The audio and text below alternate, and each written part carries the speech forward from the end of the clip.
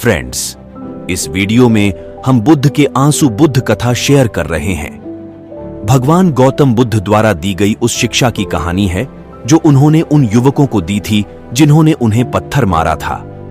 यह उस घटना का वर्णन है जब भगवान बुद्ध भ्रमण पर निकले थे और एक आम के बाग में विश्राम कर रहे थे और तब उन्होंने ज्ञान की बात कही थी। सुनिए पूरी कहानी। एक दिन भगवान बुद्ध भ्रमण पर निकले।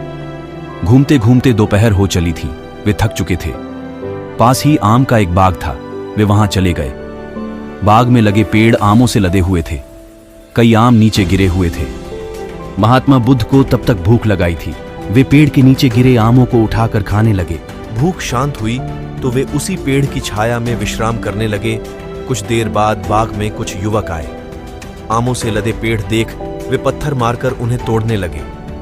वे इस बात से अनभिज्ञ थे कि उसी पेड़ के दूसरी ओर बुद्ध विश्राम कर रहे हैं। एक युवक ने एक आम को निशाना साधकर पत्थर फेंका, किंतु उसका निशाना चूक गया और वह पेड़ के दूसरी ओर आराम कर रहे बुद्ध के सिर पर जा लगा।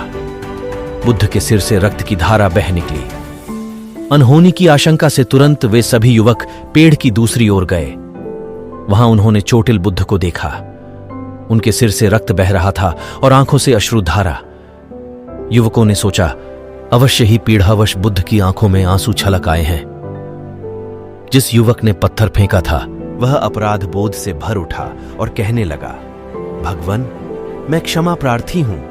मेरे कारण आप ये पीड़ा भोग रहे हैं। आपकी आंखों से बहने वाले आंसुओं का कारण मैं हूं। ये सुनकर बुद्ध बोले, नहीं बंधु, ऐसा नहीं है।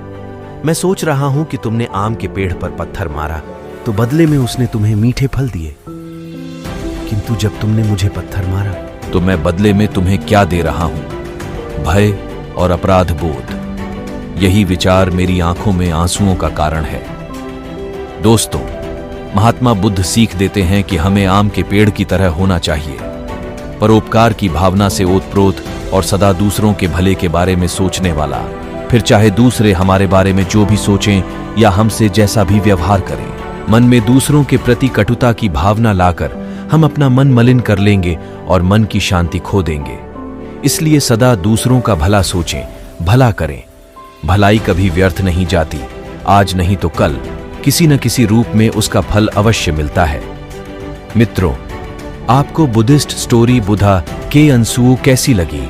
आप अपने बहुमूल्य कमेंट्स के माध्यम से हमें जरूर बताएं। ऐसी ही ज्ञानवर्धक, नैतिक, शिक्षाप्रद कहानियां पढ़ने के लिए हमें सब्सक्राइब करना न भूलें। धन्यवाद।